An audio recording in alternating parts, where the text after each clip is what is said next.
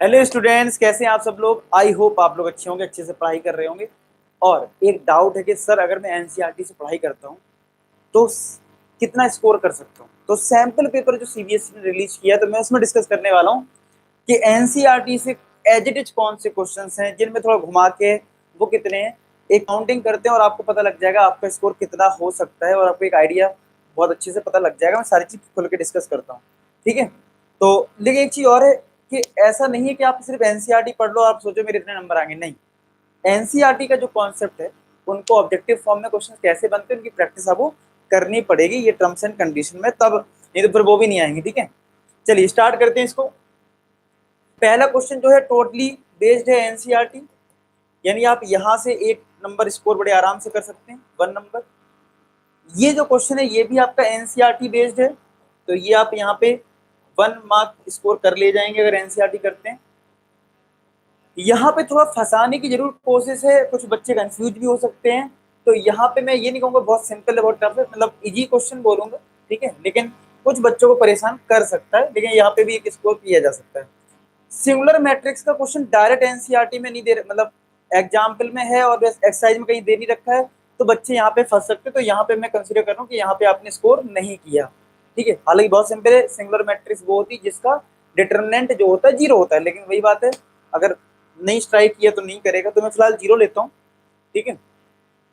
ये आपका NCERT based है, ठीक है, और यहाँ पे आप 1 नंबर स्कोर कर सकते हैं। अगेन डिटरमिनेंट का फॉर्मूला बेस्ड क्वेश्चन आ गया, और इसका भी फॉर्मूला ज्यादा हम यूज नहीं करते हैं एनसीईआरटी जब एक्सरसाइज करते हैं, तो यहाँ पे भी कंसीडर करता हूँ कि आपको कोई स्कोर नहीं मिला, ठीक है। अब यहाँ पे बात करते हैं कि यार आपको बताने की इक्विवेलेंस रिलेशन कब होगा, तो रिफ्लेक्सिव सिमेट्रिक ट्रांसिटिव होगा। तो यहाँ पे भी एनसीईआरटी बेस्ड है, 1 मार्क मिल जाएगा। यहाँ पे आपको मैट्रिक्स को कंपेयर करके एबीसीडी निकालना और यहाँ पे सब्स्टिट्यूट करना है वैल्यू को, तो यहाँ पे भी आप 1 नंबर स्कोर कर सकते हैं, कोई दिक्कत परेशानी नहीं होगी। The point at which normal to the curve is perpendicular to this line, no doubt NCERT है, मतलब एनसीईआरटी बेस्ड है टोटली, ठीक है, आप कर पाओगे। अब यहाँ पे क्या है कंफ्यूजन, क्योंकि सिलेबस को देखें तो अगर आपने उसके हिसाब से पढ़ाई की है कि भाई चलो ठीक है हम उसके हिसाब से पढ़ लेते हैं, तो वहां पे आप देखोगे कि यार लिखा हुआ है डोमेन रेंज के क्वेश्चन, सिंप्लीफिकेशन के नहीं है। तो जिन बच्चों ने सिंप्लीफिकेशन नहीं करा हो उनको तो 0 मिलेगा, जिन्होंने कर रखा होगा तो उनके लिए बहुत आसान क्वेश्चन है। यहाँ पे इक्विवेलेंस क्लास की बात करें तो हमारे पास है इक्विवेलेंस क्लास के क्वेश्चन, लेकिन थोड़ा डेप्थ अंडरस्टैंडिंग है, तो यहाँ पे कुछ लोग करेंगे कुछ लोग नहीं करेंगे, तो मैं 1 मार्क मान लो। इसमें बहुत ज्यादा फंसने के चांस है, तो मैं 0 मार्क कर लेता हूँ। फंस रहे हैं बच्चे, मैंने देखा जैसा। यहाँ पे भी थोड़ा कॉन्सेप्चुअल क्वेश्चन है, अगर कॉन्सेप्ट अच्छे से क्लियर हो तभी कर पाओगे। यहाँ पे मैं 0 मार्क कर रहा हूँ। देखो अब आपको सर मेरे लिए तो बहुत आसान है, तो बात किसके लिए आसान है किसके लिए टफ है, मैं एक एवरेज स्टूडेंट को ले रहा हूँ, क्योंकि मैं बच्चों को पढ़ाता हूँ, मुझे पता है, मैंने अभी पेपर भी सॉल्व करवाया था बच्चों से, तो मुझे पता है कि बच्चे कहाँ पे गड़बड़ कर रहे थे, जबकि उन्होंने भी एनसीईआरटी कर रखी थी। तो मैं उसके हिसाब से बता रहा हूँ, नहीं तो कहोगे सर ये तो बहुत आसान है। तो आसान तो यार पेपर ही आसान है, तो फिर तो फुल आ जाएंगे सबके, ठीक है। तो एक एवरेज की बात हो रही है, ये आसान है, बिल्कुल प्योर एनसीईआरटी क्वेश्चन है, 1 मार्क मिल जाएगा। ये भी आपको 1 मार्क दिला देगा, और ये प्योर एनसीईआरटी ये भी 1 मार्क दिला देगा, ठीक है। यहाँ पे हो सकता है इस समेशन की वजह से बच्चों को प्रॉब्लम हुई थी, मैंने देखा था सैंपल पेपर नहीं कर पाए थे फिर सॉल्व, ठीक है, ये फंस सकता है, ये हो जाएगा। यहाँ पे भी आसान सा कॉन्सेप्ट है, ये हो जाएगा। तो लास्ट क्वेश्चन इसको देखें, तो यहाँ पे फंसे थे बच्चे, इस क्वेश्चन को नहीं कर पाए थे। तो अगर मैं ओवरऑल देखूं कितना स्कोर किया इन 20 क्वेश्चंस में, तो गलत कितना किया वो देख लेते हैं। एक गलत ये हुआ है, 2 3 4 5, ठीक है, 6, यानी कि हमारे पास 7 हो गए हैं, 7। यानी कि अगर सेक्शन ए को देखें तो सेक्शन ए में हमने 7 क्वेश्चंस नहीं कर पाए एक एवरेज स्टूडेंट ने, और 20 में से हमें कितने करने थे, तो यानी 20 में 7 नहीं कर पाएगा, मतलब आपने 13 करे आउट ऑफ 20। तो यानी कि अभी और मेहनत करने की जरूरत है, कितना 3 क्वेश्चन और करने हैं, क्योंकि 20 में कितने करने हैं, 16 करने हैं। तो एनसीईआरटी से यानी आप ये कह सकते हो कि यहाँ पे 3 क्वेश्चन आपको दिक्कत कर सकते हैं, सिर्फ प्योर एनसीईआरटी आप करते हैं, एक्स्ट्रा प्रैक्टिस बिल्कुल भी नहीं कर सकते। चलिए आगे देखते हैं सेक्शन बी की।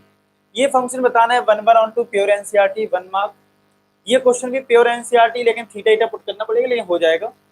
ये भी आपको प्योर एनसीईआरटी से समझ में आ जाएगा। यहाँ अगेन सिंप्लीफिकेशन बेस्ड है, जिन बच्चों ने नहीं करा वो फंस गए थे, मैंने देखा था, जीरो काउंट कर रहा हूँ इसको। यहाँ पे आपको ए इनवर्स देखना है किसके इक्वल है, ठीक है, मतलब बी इनवर्स और ये 1/6 ए है, ये सारी चीजें आपको इसमें चेक करनी है। थोड़ा लेंथी हो सकता है लेकिन आप कर ले जाओगे, लेकिन टाइम के हिसाब से देखें तो मैं इसमें कोई मार्क आपको नहीं देता, ठीक है, ये आप कर ले जाओगे 1 मार्क। अगेन ये सिंप्लीफाई करने वाला तो जीरो कर देता हूँ, चलो इस वाले में 1 कर लेते हैं, ठीक है, इसमें मैंने जीरो कर दिया तो 1 नंबर ऑफ कंपनसेशन हो जाएगा।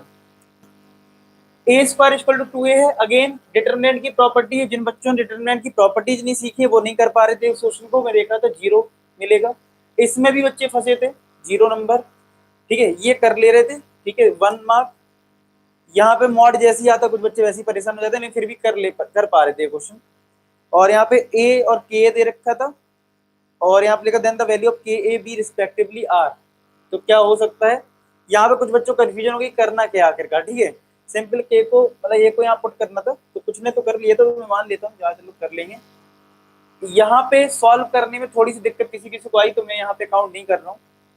मैक्सिमम मिनिमा का क्वेश्चन है, सिंपल क्वेश्चन है, ठीक है, तो यहाँ पे 1 नंबर में कंसीडर कर लेता हूँ और यहाँ पे भी 1 नंबर कंसीडर कर ले रहा हूँ।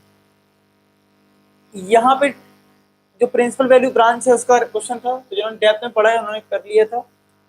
और यहाँ पे अगर बात करें इसका फंक्शन जो है वो किस टाइप का है, ये भी आप कर पा रहे थे। इसमें फिर 14 ए इनवर्स, इसमें थोड़ा सा मतलब लगा कि कैसे करना है, सिंपल है, टफ है, थोड़ा सा लेंथी हो सकता है लेकिन कर ले जाओ। Again tangent at this point, ये भी हो जाएगा और नेक्स्ट भी हो जाएगा। तो अगर हम इस वाली बात करें सेक्शन बी की, तो अगर एनसीईआरटी अच्छे से करी है, उसके ऊपर को ऑब्जेक्टिव क्वेश्चंस करें तो ऐसी कोई खास प्रॉब्लम नहीं होने वाली। तो कौन से कितने क्वेश्चन में डाउट आया, 1 2 3 4, बस 4 4 4 5 क्वेश्चन में डाउट आया। यानी कि अगर हम यहाँ पे देखें तो सेक्शन ए हो गया और ये सेक्शन बी, 5 क्वेश्चन में डाउट आया, यानी 15/20, यानी यहाँ से एक क्वेश्चन प्रॉब्लम कर सकता है, ठीक है। तो देखते हैं आगे, और लास्ट जो सेक्शन है केस स्टडी वाला उसको भी देख लेते हैं क्या है उसमें, ठीक है। 41 से 41 में केस स्टडी बेस्ड क्वेश्चन, मतलब इसमें केस स्टडी नहीं है, आपको एक नॉर्मल से क्वेश्चन दे रखा है, लेकिन यहाँ पे बच्चों को प्रॉब्लम आई थी, मैंने देखा था, ठीक है। Find the value of this is the tangent, ये आसानी से कर लिया था, इसमें कुछ बच्चे फंस गए थे, ठीक है। और यहाँ पे लीनियर प्रोग्रामिंग का क्वेश्चन था, ये कर लिया था, और यहाँ पे कुछ बच्चे फंसे थे। तो अगर मैं ओवरऑल देखूं, चलो केस स्टडी भी डिस्कस कर लेते हैं। यहाँ पे अगर बात करें तो इसमें केस स्टडी में कुछ बच्चों को बहुत दिक्कत आई, क्योंकि एक्चुअली एनसीईआरटी में स्पीड वाले क्वेश्चन थे नहीं, तो बच्चे फंस गए। तो यहाँ पे ओवरऑल मैं सिर्फ और सिर्फ 2 मार्क्स ही कंसीडर कर रहा हूँ, ठीक है। बच्चे फंसे हुए थे कैसे क्वेश्चन बनाए, ठीक है, क्योंकि आपने अगर उसमें क्वेश्चन किए थे, क्या कहते हैं, अगर एनसीईआरटी सिर्फ किया था तो स्पीड वाला क्वेश्चन नहीं था, 6.5 में अगर आपने वहां तक किया तो आप फंस जाओगे इस क्वेश्चन में, रिलेट नहीं कर पाओगे, कुछ बच्चे रिलेट नहीं कर पाते ना इतनी जल्दी, क्योंकि हम बात करें एवरेज स्टूडेंट की। तो यहाँ पे सिर्फ 2 नंबर मिलेंगे और यहाँ से आपको मिल जाएंगे 3 4, यानी कि आपको यहाँ से मिले 4। तो अगर मैं ओवरऑल देखूं तो यहाँ से मैं 4 ही मार्क्स कंसीडर करता हूँ, ठीक है, मेरे को बुरी हालत ले रहा हूँ, 4/10 करने थे आपको 8। तो ओवरऑल देखें तो आपने क्वेश्चंस कर पाए कितने, 32 क्वेश्चंस आपने फिर भी कर लिए हैं 40 में, ठीक है, इतना भी बेकार स्कोर नहीं होगा, ठीक है। यानी कि आप एक एवरेज परफॉर्मेंस की बात करें तो आप 32 तक स्कोर कर सकते हैं अगर आप एनसीईआरटी को अच्छे से पढ़ के जाते हो, ठीक है। और अगर एनसीईआरटी क्वेश्चन उस टाइप के क्वेश्चन कर लेते हो, थोड़ी प्रैक्टिस कर लो, एमसीक्यू बुक ले लो, इस तरीके से कर सकते हो। बाकी मैंने टेलीग्राम पे इंपॉर्टेंट क्वेश्चंस, आपने बोला था ना कि सर एनसीईआरटी के इंपॉर्टेंट क्वेश्चंस डाल दीजिए टेलीग्राम पे, ठीक है, एनसीईआरटी के इंपॉर्टेंट क्वेश्चन डाल दीजिए, रिवीजन जल्दी हो जाए क्योंकि पेपर आने वाले हैं। तो टेलीग्राम की जो लिंक है डिस्क्रिप्शन में, आप देख सकते हो। साथ के साथ ये जो अपना यूट्यूब चैनल है, यहाँ के प्लेलिस्ट में जाना आप लोग, प्लेलिस्ट में देखोगे आप, मैंने पूरे एनसीईआरटी का एक एक क्वेश्चन सॉल्व करवा रखा, आप यहाँ पे देख लीजिए, एनसीईआरटी एग्जाम्पलर सॉल्व करवा रखा है। साथ के साथ अगर आपको 1 शॉट वीडियो देख के, एक वीडियो से देख के पूरा रिवीजन करना, तो आप यहाँ से रिवीजन भी कर सकते हैं, कोई परेशानी वाली बात नहीं। बहुत अच्छे 1 शॉट वीडियोस हैं आपके लिए, परफेक्ट 1 शॉट वीडियोस हैं। अगर आप किसी भी चैप्टर को रिवाइज करना चाहते हैं, एक बार रिवाइज करके देखोगे आपको पता लग जाएगा, ठीक है। एमसीक्यू क्वेश्चंस की यहाँ से प्रैक्टिस कर लो, एनसीईआरटी इंपॉर्टेंट क्वेश्चन की यहाँ से वीडियो से प्रैक्टिस आप कर सकते हैं, तो ये सारी चीज़ें आपके लिए अवेलेबल हैं, आप थोड़ा इनका यूज करेंगे तो आपको इसकी वैल्यू का पता चलेगा। ठीक है, तो आई होप आपको सारी चीज़ समझ में आ गई होगी। तो मिलते हैं नेक्स्ट वीडियो, तो अपना ख्याल रखें और पढ़ाई करते हैं। ठीक है, मिलते हैं नेक्स्ट वीडियो, तब तक के लिए बाय बाय, अपना ख्याल।